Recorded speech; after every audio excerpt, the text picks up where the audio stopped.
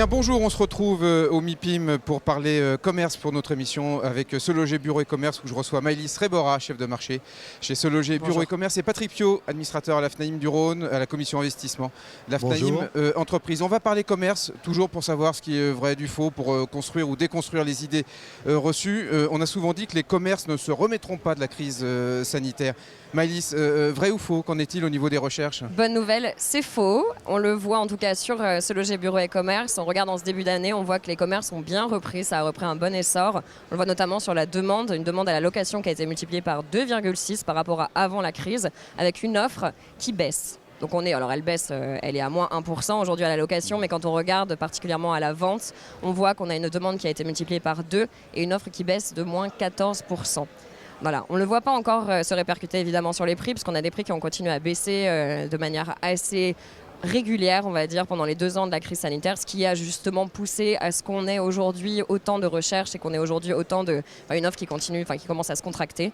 Mais on peut le dire, les commerces, en tout cas pour certains et ceux qui ont survécu, ils vont s'en sortir. Bon, Patrick, qu'en est-il sur le terrain? Est-ce que la dynamique d'activité a repris? Eh bien écoutez, je confirme. Alors si on analyse les chiffres depuis quelques années, effectivement, on avait atteint des sommets en investissement commerce puisqu'on arrivait à 700 millions d'euros.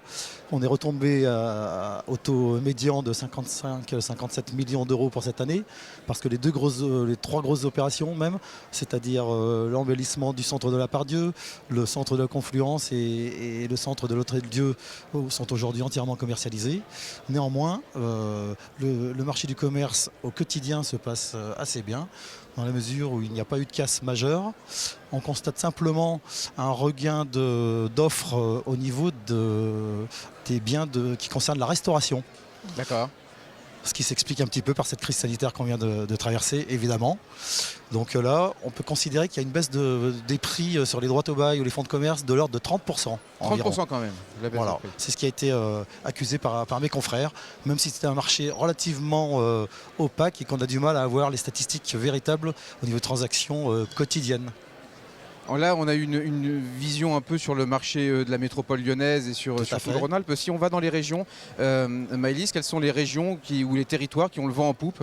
Alors, on le voit principalement en France, c'est sur la côte ouest, ce qui ressort en tout cas sur Se Loger Bureau et Commerce. On a vraiment toute la côte ouest qui a très très bien fonctionné. On commence dans le sud, en Midi-Pyrénées, où là on a une offre qui est en baisse de moins 20% et une demande qui a été multipliée par plus de 3.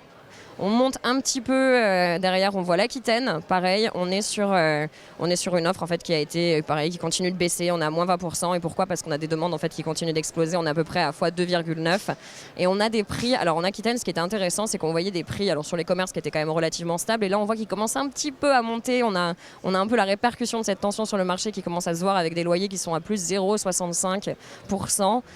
Et ensuite on a la Bretagne, le Grand Ouest évidemment, où on a multiplié par on a à peu près x2,6 à la demande. Par contre, on a une offre qui augmente un petit peu. On est à plus 13% par rapport à l'offre.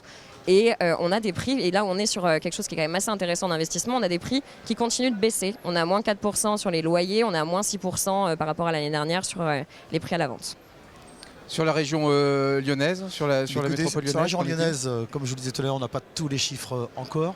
Simplement, on craignait un petit peu une recrudescence des dark commerce et du développement de ce type de commerce qui aurait occulté un petit peu la vision sympathique des centres-villes. En fait, il n'en est rien parce que le législateur ne s'est pas laissé avoir une deuxième fois comme pour les drives.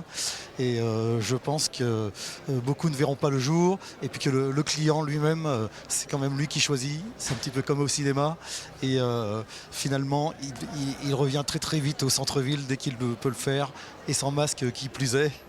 Les gens du centre de la Part-Dieu, des centres de Confluence et de centre-ville le confirment en ce printemps, où les gens reviennent avec plaisir dans leur commerce de centre-ville. Justement, sur les formats, ceux qui marchent bien, ceux qui souffrent peut-être un petit peu plus, qu'est-ce que vous regardez, vous, au niveau du marché locatif? C'est toujours la restauration qui souffre curieusement beaucoup, parce que les gens n'ont pas repris l'habitude d'aller au restaurant quotidiennement, comme c'était le cas auparavant, du fait du télétravail aussi, des repas d'affaires qui sont un peu moins légion.